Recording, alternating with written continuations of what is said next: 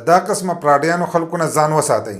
نن یو ځای ته لاړم، یو کس له چا 100,000 روپۍ چې دي هغه نقلي ورکړي وي، لکه د 50,000 روپو 4 لوټونه چې دي دی وله نقلي ورکړو.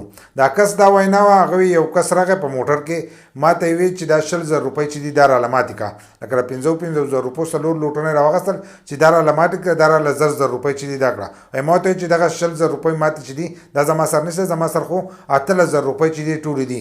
نو ده ماله دغه 100,000 روپۍ راکړې، ما ته ویل چې دا واخله، دا کم کس له چې ورکولې نو دا کس چې دی یا به دوکاندار و او یا به ګاډۍ والا و، خو کمزوری کس و. کمزوره کس و، نو هغه لی دغه روپۍ چې دي دا 100,000 روپۍ چې دي هغه لی ورکړه. هغه ته ویې دا 8,000 روپۍ راکړه، 2,000 روپۍ چې دي دا په زکات کې شوې، 2,000 روپۍ په زکات کې شوې. نو د دغه 100,000 روپۍ راواخیستلې، خو پارټ ټایم ونه کتلې، ځکه چې هغه درته داسې خبره وکړه چې 2,000 روپۍ دې په زکات کې شوې، یو دا کس چې دی دا په موټر کې راغله. نو ما هغه 8,000 روپۍ چې دي دله ورکړې. نو ده چې کله وروسته هغه روپۍ کتلې دي، نو هغه روپۍ چې دي هغه نقلي ختلې وي. کم د 50,000 روپو 4 لوټونه چې وو هغه ټول نقلي وو.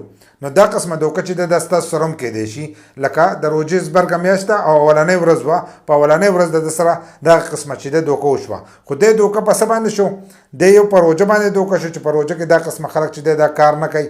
بل لا دی یو د کس په ګاډي باندې دوکه شو چې دی به دې ګاډي کې راغی، نو 2,000 روپۍ چې دی زکات هم راکړو، نو به دې زکات ورسره هم دی دوکه کړو، او هلته کې دا هغه 8,000 روپۍ چې دي ورکړې. نو هغه 8,000 روپۍ د ده نه واخیستې او دله چې دی 100,000 روپۍ نقلي ورکړې. نو تاسو هم دا قسمه دوکه بازو خلکو نه ځان وساتئ، ځکه که هغه په ګاډي کې هم راتلی شي، هغه ښه ښکله پټکۍ یا ګیره به هم ښه ښکلي او تاسو به دې چل باندې چې دی دوکه کول هم شي.